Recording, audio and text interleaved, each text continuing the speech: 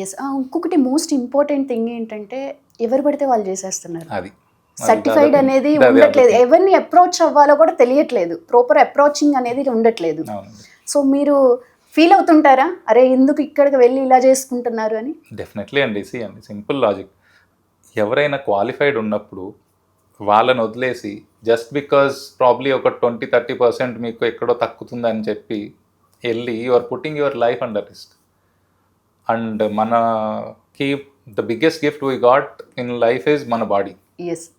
So you are putting your body, మీ బాడీని తీసుకెళ్ళి ఎవరికో అప్పగిస్తున్నారు with not even knowing their qualifications, right. Which is not a correct thing.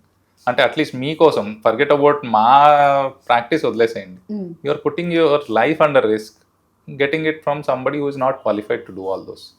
So అలాంటప్పుడు it's up to you whether మీరు ఎవరి దగ్గర చేయించుకుంటారు అనేది మీ చాయిస్. కానీ but then ideal suggestion would be, రెండు రకాలుగా చెప్తారు మా సర్కిల్స్లో.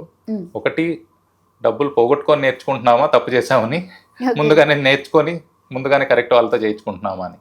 So most of the times we see people బయట ఎక్కడో చేయించుకొని దానివల్ల కొన్నిసార్లు ప్రాబ్లం అయ్యి మళ్ళీ ఇక్కడికి వచ్చి ఇలా అయింది డాక్టర్ గారు, అక్కడికి వెళ్ళకుండా ఉండాల్సింది అంటే ఆ రిగ్రెట్ ఏదో పడడానికంటే ముందు why don't you research it. ఇప్పుడు ఇట్స్ లైక్ గూగుల్లో కొడితే మీకు అన్ని క్వాలిఫికేషన్లు వస్తున్నాయి ఒక పర్సన్. సో మొత్తం లైఫ్ హిస్టరీ ఒకళ్ళది గూగుల్లో ఉంటుంది. మొబైల్ చేతిలోనే ఎగ్జాక్ట్లీ, మీ చేతిలో ఉన్నప్పుడు just do basic search. It's not like మీరేదో వెళ్ళి వాళ్ళ ఫ్యామిలీ గురించి తెలుసుకోవాలన్నట్లేదు. కనీసం వాళ్ళ క్వాలిఫికేషన్స్ ఏంటి, ఎక్కడ చదివారు, వాళ్ళు ఎన్ని రోజులు బట్టి ప్రాక్టీస్ చేస్తున్నారు, అట్లాంటివన్నీ చెక్ చేసుకోగలిగితే at least your at a safe place. Okay. So అయితే సెకండ్ సిట్టింగ్కి కూడా రావచ్చు. డెఫినెట్లీ అండి. అంటే corrections is something is part of cosmetic surgery. చాలామంది అడిగేది కూడా ఏంటంటే, సపోజ్ ఇప్పుడు రెగ్యులర్గా వచ్చే క్వశ్చన్ నాకు ఆల్మోస్ట్ లాస్ట్ ఒక 20 days నుంచి రెగ్యులర్గా వెయిట్ లాస్ దాని గురించి అడుగుతున్నారు. సో వాళ్ళకు రొటీన్ క్వశ్చన్ ఏంటంటే లైపోసెక్షన్ వల్ల వెయిట్ తగ్గుతామా అని. Okay. Which is a false notion again.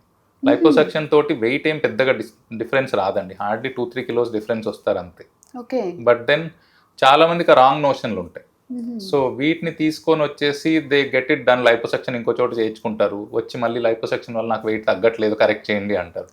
So the ideal thing would be మీరు వెయిట్ లాస్ ఫస్ట్ అయ్యి కొంచెం at least whatever is possible through any mode, bariatric surgery అవ్వచ్చు, ఇప్పుడు రకరకాల ఇంజెక్షన్స్ ఉన్నాయి వీటి వల్ల అవ్వచ్చు, దేనివల్ల అయినా తగ్గిన తర్వాత if you get all these procedures done you will get a good result. లేదన్నప్పుడు యుల్ నీడ్ సెకండ్ సెషన్స్ కావాల్సి ఉంటాయి.